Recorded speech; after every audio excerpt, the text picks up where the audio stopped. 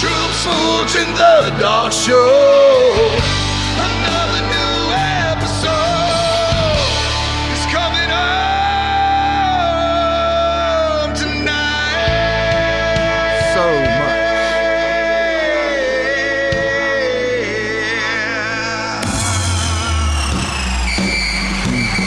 It's the Dawgs Show. It's the Dawgs Show. It's the Dawgs Show. You're listening to the one and only Dawgs Show. Your hosts, Troup Brenson and Smooch Moncrief. Just two dudes talking Georgia football. Welcome, dog fans, to the one and only Dawgs Show with Troup and Smooch. And we are once again still teetering on the brink of I don't even know. We're still on the front porch here at the Casa de Branson. You see the Sasquatch leading the way in the background. Did you see where Eric from Bulldog Report pointed out you can make a Georgia Power G out of that? It's kind of a G. I mean, because I wouldn't do it any other way because we do have some kind of influence on Georgia and how they go about their business. Smooch, we got power here at my household now since when did that happen? Last night. Okay. Yep. No internet, so we're still using a hotspot right here, and but I think it'll be a good turnout. It's been a crazy week, or we'd have put this out earlier in the week, but life does happen, as you pointed out before, and so you got to kind of roll with that. Yeah. And Georgia did beat. We had a great weekend in Athens this past Saturday. We really did, yeah. Group of friends, and what I remember most about it was long TV timeouts, which kept any kind of, and that kind of played into what Coach Smart said about fans got to bring energy. Man, there's a lot of reasons why the energy level was down.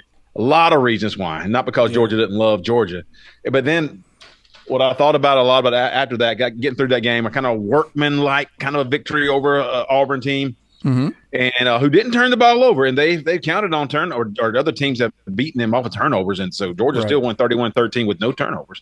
But it was after the game, and headed to the parking lot and sitting in the parking lot drinking a beer and listening to the Alabama broadcasters call that loss against Vanderbilt. I couldn't believe it. Do you ever have dreams that seem so real, you think they're real, and then you're like, is this really real? And then you wake up and you realize, I literally thought, is this really happening, or have I fallen asleep in the car on the way home? But no, we were standing there, and there's groups of people huddled around cars. It looked kind of old-fashioned almost, like in the days of – we loved it.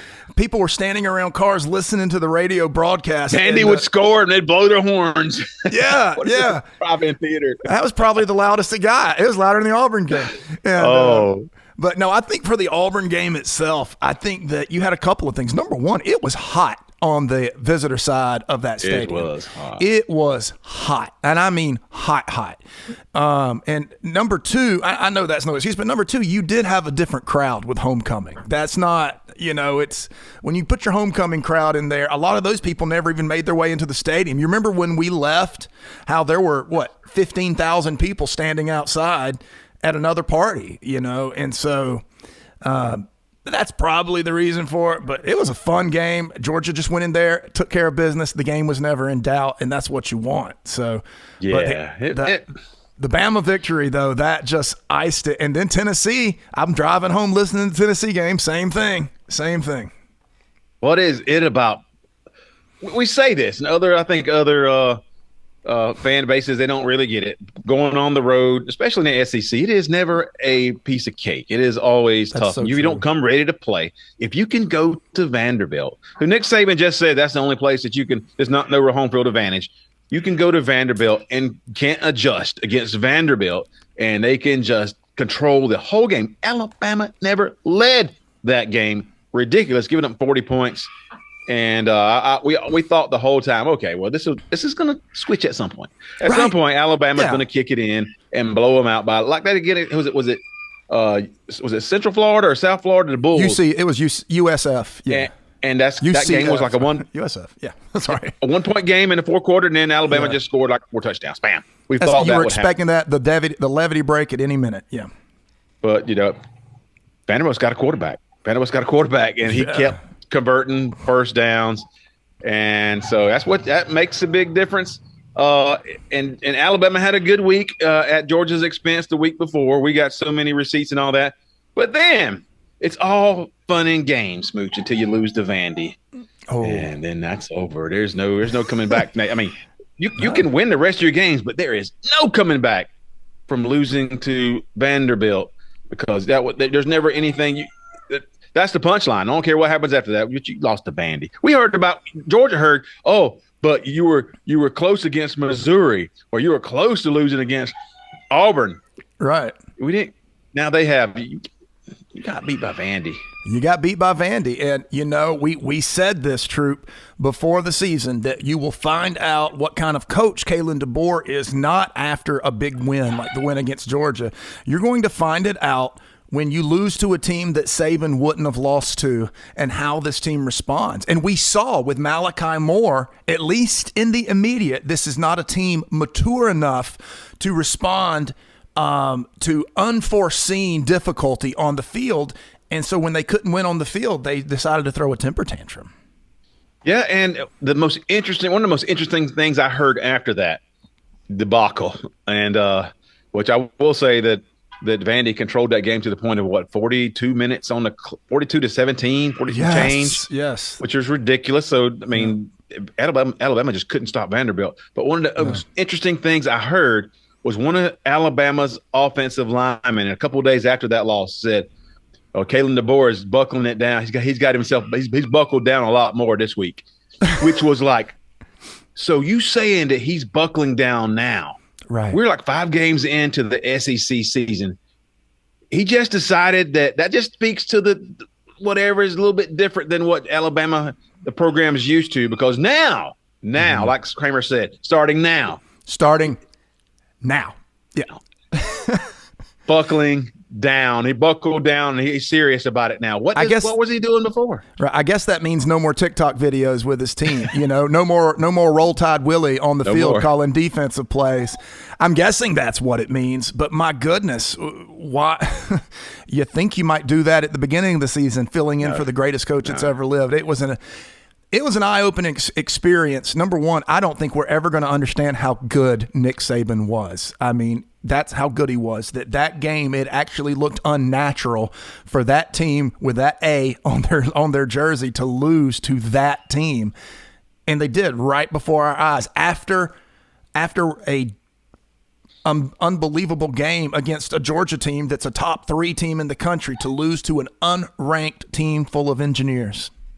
So that lineman saying that doesn't mean to me what he's going to do going forward. That just means who he is. I mean, he's just a laid-back kind of guy who and things are just different. It's just a different approach, and that works sometimes.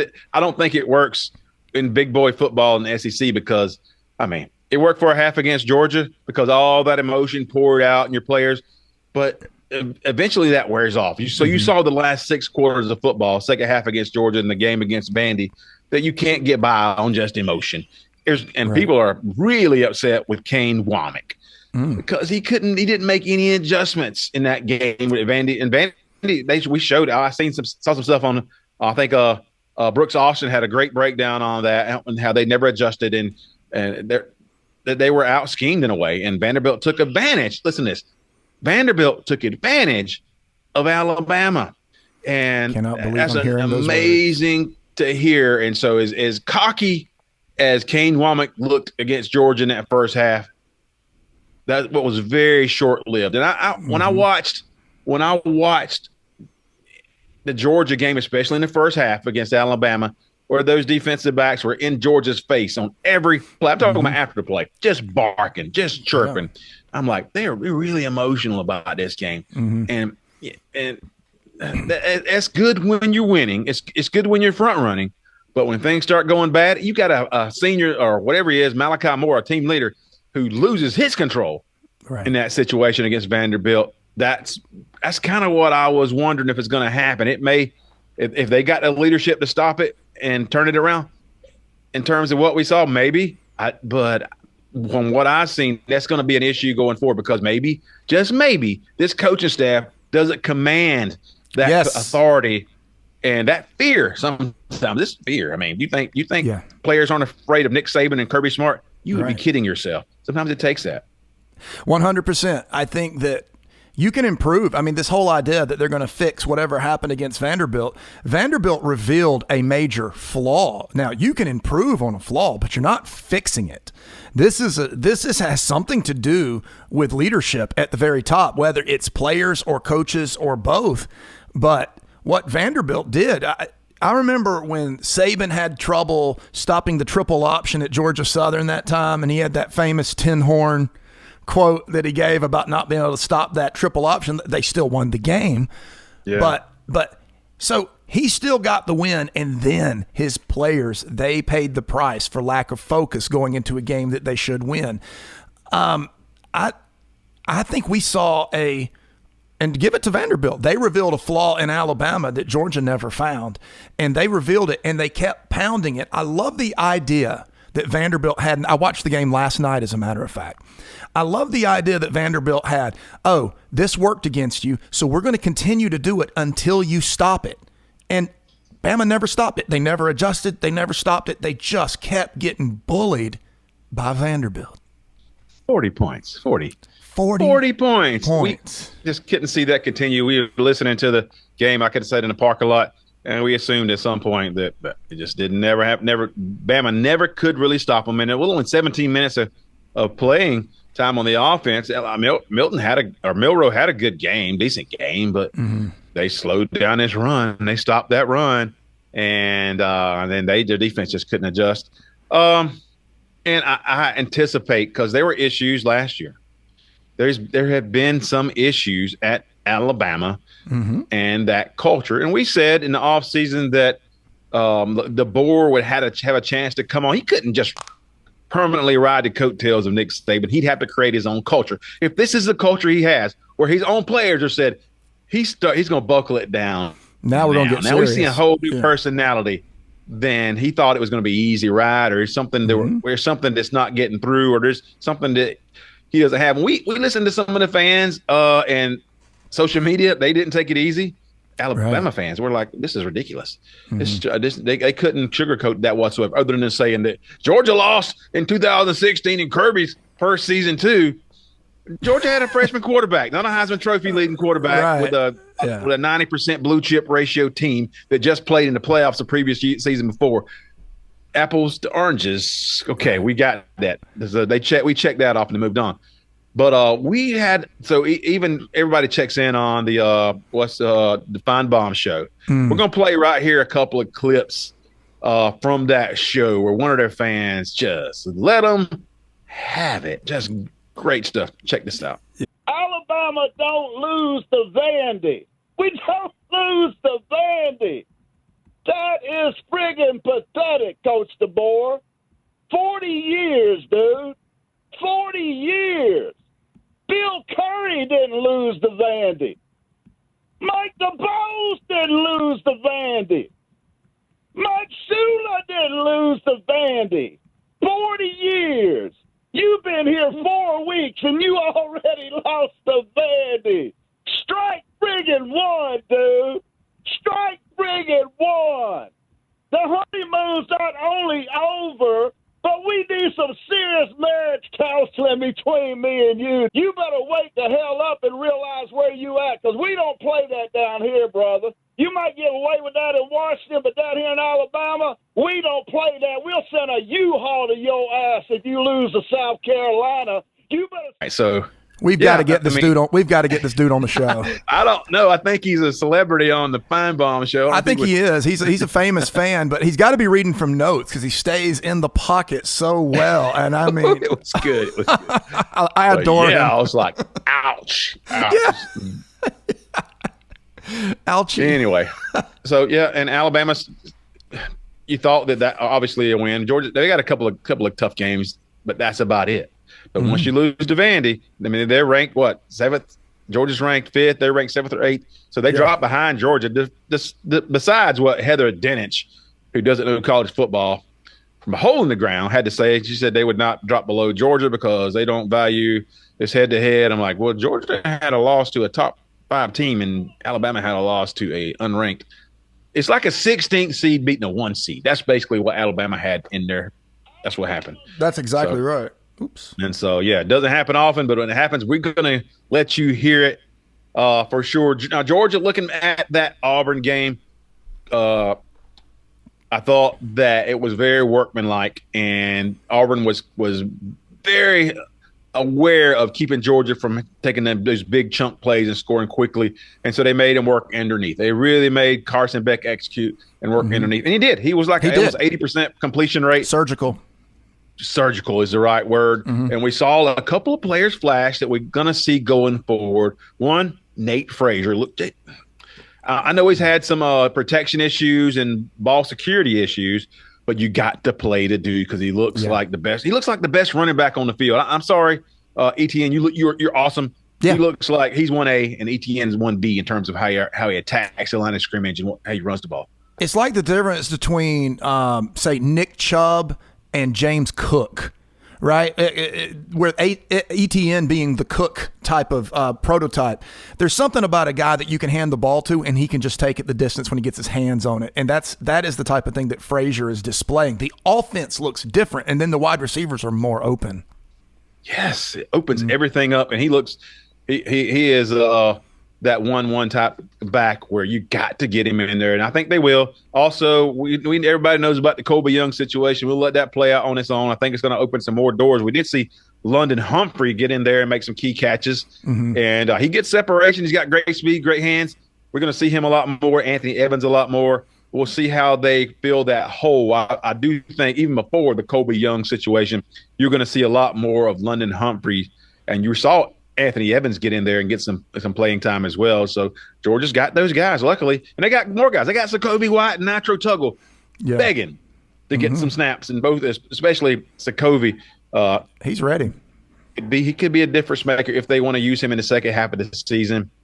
So I don't think that's going to be a big issue. The bigger issue, if they don't really have a big back unless they go to the tight ends, which they should, because we've seen – that Lawson Lucky is starting to take hold. He's starting to identify what kind of player and receiver he is. He has some nice plays, and even in the Alabama game, he's that guy who could be one of the key players on offense in terms of receptions. I'm looking forward to that, and it's just that's what development is.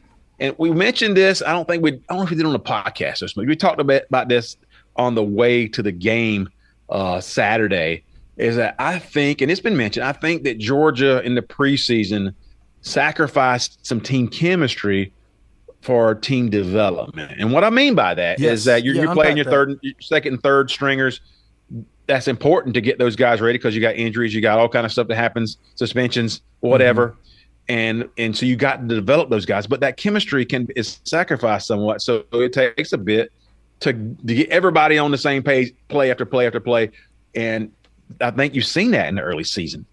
Yeah, I think especially on you take your lines, take the offensive line, continuity is more important than talent. It really is. I mean, you want talented guys, but guys that have played together that can finish each other's sentences, so to speak, but on the football field, that is huge for an offensive line. And, we rotate at these places. And so Carson Beck needs to have a favorite target. We need to have a bread and butter play. We need to have an offensive line that stays on the field together as a team.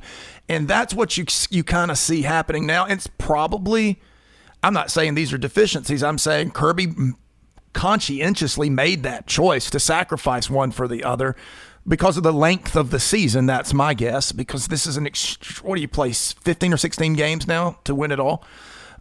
Whatever it is.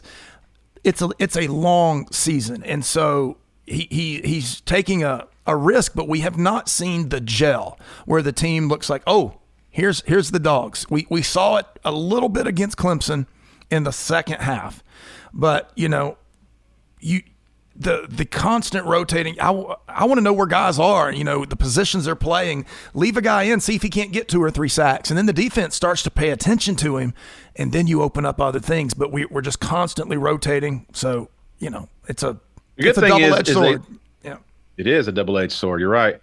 The good thing is Georgia seems to be getting healthier on that defensive front, and some of those young guys I've heard. I read some things that you're going to see some new names coming in. We've already saw Chris Cole make an appearance, a freshman linebacker in there. We've seen Justin Green, Justin Williams, and or it was Jonathan, and but just some players that you're going to. You even saw DeCorey Thomas come in at safety. Yeah, a few plays last week. So this is part of that chemistry. And they're kind of finding it in the games.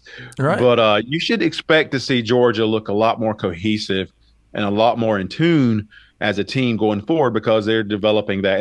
And like we said, as a wide receiver, the wide receiver position has taken some hits and a defensive line taking some hits, but now getting healthier. That development is coming through. Even offensive line, you're seeing you lost a right guard and center. Georgia had a different right guard and center last week.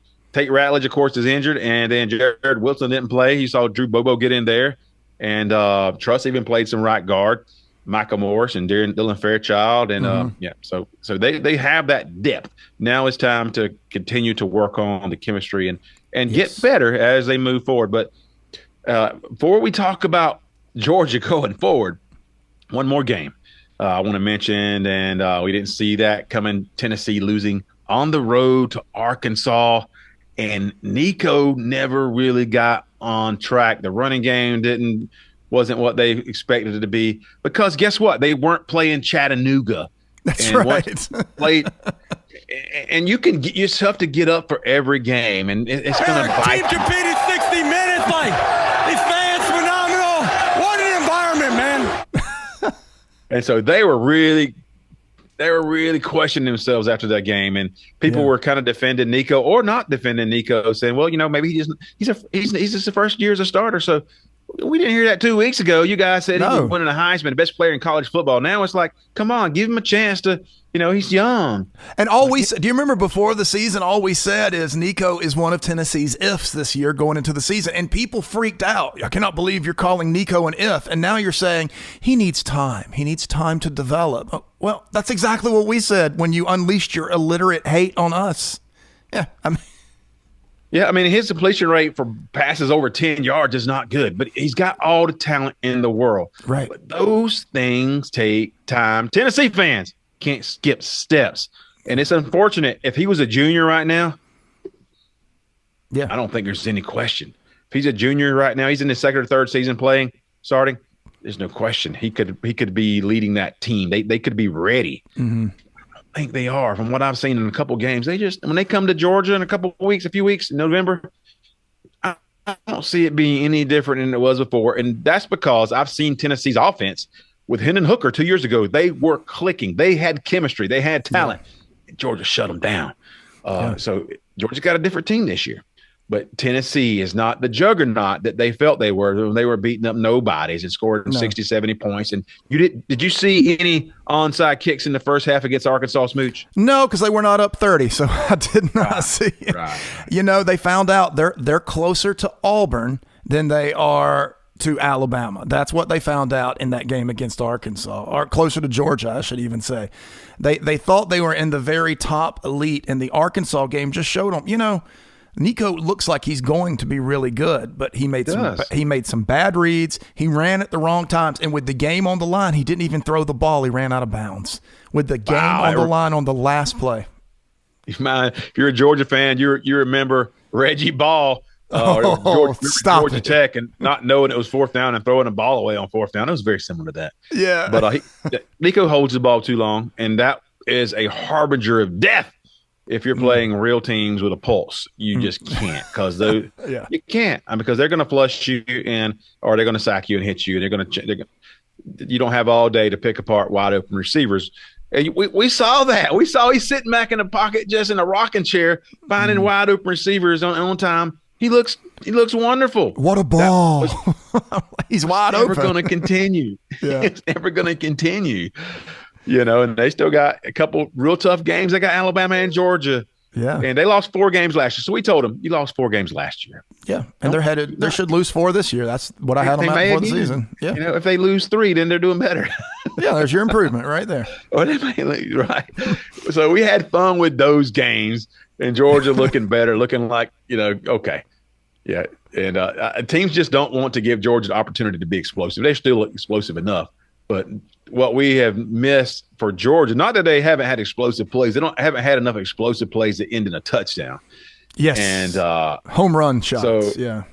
But once you play in a real game where a team has something to risk, they're going to have to come after you. They can't just in a way, Auburn's playing for a moral victory, so they can do that. They can say, well, we just don't want to lose by 30. Right. And we'll take an 18-point loss. But a real team is not going to play you like that. Oh, they brag about it. I have bumped into so many Auburn fans here in Bama, and they're like, we gave y'all one heck of a game, didn't we? And I said, okay. it was 18 points. Like, what? Yeah, I bet y'all didn't expect it to be that close. I said, what? I don't recall the time you were in the game, but yeah. Yeah, you can't. I mean, they laid back, and they kept Georgia from – they didn't really ever challenge Georgia in that game. Right. And but teams that are looking for moral victories can do that, and I understand. But teams who are, someone like Ole Miss and Tennessee and Texas, they aren't going to do that against Georgia. They're going to have to come after you. They're going to have to take risk on the back end, and Georgia's going to scheme it up, and they're going to see some plays available, and they're going to have two safeties and a nickel back there trying to keep Georgia from getting deep on them. And some plays are going to blow up, or you're going to get past that second level and nobody's going to be behind you. Even Alabama took some of those chances, and you saw what happened. Georgia started gashing them in that second half with some big plays. That'll happen. Absolutely. I had on my docket to talk about Bama and Tennessee, and I hate that it was so far down after that, or down in the week after the game, because like I said, we got to – sometimes things happen. And we're still putting the pieces together here in Middle Georgia. Yeah. But going forward, it's only going to – and I was texting my boys because we're trying to get some stuff together for the next few games. Georgia does play Mississippi State this weekend. Yes. And they are right there. They don't have a good quarterback, and they're challenged in terms – they gave Texas a good game. They did. But Georgia should handle that game. They should win that game easily. The game is more about Georgia than it is Mississippi State. Is Georgia going to take the next step and handle what they're supposed to handle, or are they going to struggle through and leave themselves vulnerable in a game that they should not do either of those things in? And that's what it's going to come down to. Like, go take care of business and get the game put away early and enjoy yourself. We haven't had one of those games in a while. Just a laugher. Yeah. Like I said, it's a one-possession game in the second half against Texas, so whatever that means. Maybe it doesn't mean anything, but after this game, things really get serious as Georgia next weekend. What a weekend, and we'll talk about this in a few days. Yeah. But what a weekend. And this weekend we got Texas and Oklahoma. That'll be fun. Yeah. We have Oregon and OSU. OSU finally plays. Finally playing a team. Finally leaves their neighborhood and plays somebody from crosstown. But finally playing a team. What do you got? Penn State and USC as well. That ought to. That's right. Go ahead and hang that third loss on USC and get them quieted down a little bit. They backtrack a lot over the week. I heard they're careful right now. If we win out, it's not like it's not a bow chest. It's like if we win out, we beat this team, and this team. We can still make the playoffs. Any team that wins out is going to make the playoffs. Like, we're only 4 games in. Even Vanderbilt, the quarterback from Vanderbilt was saying, if we win out, we can make the playoffs. I read it. He said it. I'm with you, buddy. Hey, strap us onto the hood of that spaceship. Let's go. He could. Georgia lucked out, Smooch. They don't have Vandy on the schedule. Hey, I believe it or not, I have actually thought that because I'm going to run my mouth so much about it. I'm so glad we don't have to play them. But I'm telling you, if Vanderbilt gets in at 12 and USC is sitting at 13 when it comes playoff time, I'm gonna lose every friend we have on the left coast. They're going to have so much fun. Vanderbilt's not good. They're still not good. They call Alabama, but like I said, man, this weekend and next weekend, I feel stress-free about Georgia this weekend, but next weekend, because they're going to get a night game in Austin, that's going to be spectacular. And leading up to that game, we're watching Bama and Tennessee kicking it back, trying to just be sober enough for when the Georgia game gets there that we're able to enjoy that game. Man, Rocky Top, this is college football at its absolute best. That was it. That was that night. And that game's in Tennessee, so we'll see. 3:30 game. And I can't wait, man. I'm so excited about football. This is a great time of season. And it's not just that, because Georgia's got Texas, and then I think they have an off week before they go to Florida, play Florida. Then and Florida, so it's Florida, Ole Miss, Tennessee, back-to-back weeks. Yeah. Oh my goodness, that's what you find out. We're champions. Either you're elite or you're not. And if you're not elite, it won't matter. You got to if play you're elite, then you'll show everybody in those games. You got the opportunity where nobody's questioning. Nobody's like, well, Missouri almost beat you, and it's no conversations like that when you have this schedule and you have opportunity to prove yourself. And in 2022, we were talking about a 4-game gauntlet in the last half of the Dawgs season, and if they got through that, they'd be favorites to go win a national championship. With Texas, Florida, Ole Miss, Tennessee, they find themselves in the exact same 4-game type of thing. If you go, you clean house through that, you're the number 1 team in the country. I mean, going into everything. So let's see. I can't wait, man. Yeah. I'm excited already. I'm already excited for this. We record this on a Friday afternoon. Yeah, and it's gonna be a quick. This gonna be a quick edit, Dog Show fans. Just letting y'all know. So. Saturday morning. It may not be the absolute best, but we know our fans love it. And I've been getting texts all week. Where's the show? Where's the show? They I know. want us to hammer on Alabama and Tennessee. And yeah, I mean, we will. But tomorrow, 4 o'clock game on the Eastern time, I think 4:10, whether that is Mississippi State, and Georgia has a chance to make Kirby Smart proud and get loud, and maybe there won't be so much long 3.5 minute timeouts over and over and over like we saw this past week. I do think, just saying a little something on that, Smooch, before we move forward, Georgia needs to do some work. They're not the team, their staff, in terms of who is in charge of game day. Some of the music's okay, but just the interaction with the fans. A lot of programs, it's dated. They have it right.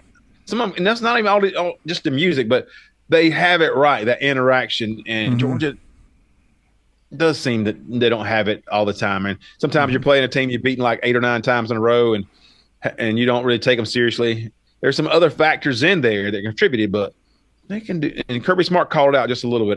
There's some got to take a look and get that game day experience a little bit better. Well, you've got Tennessee coming to town. I get exactly why Kirby Smart said what he said. I get it. I mean, Tennessee is coming to town, and you've got a young stud quarterback in Tennessee, and you've got to rattle him. If you don't have the crowd, who knows what can happen in that game?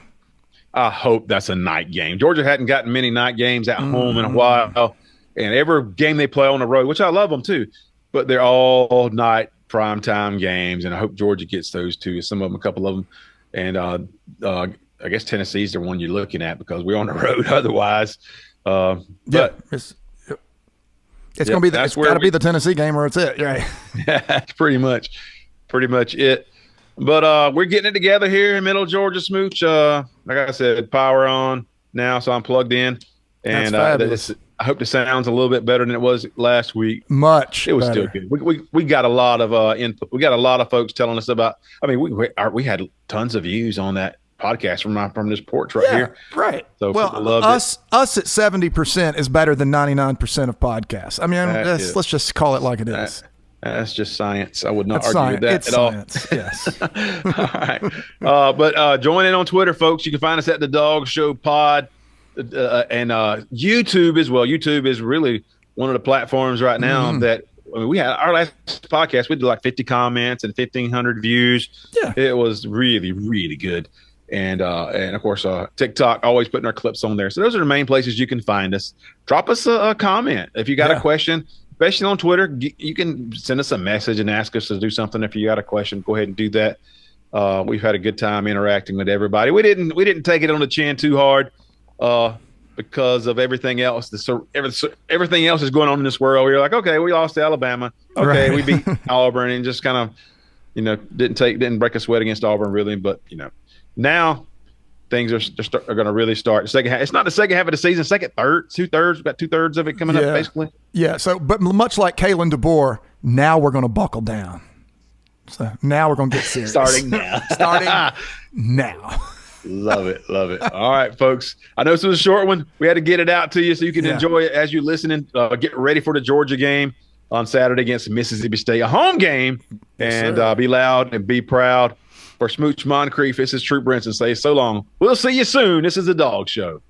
This is the Dog Show with Troup and Smooch. It's the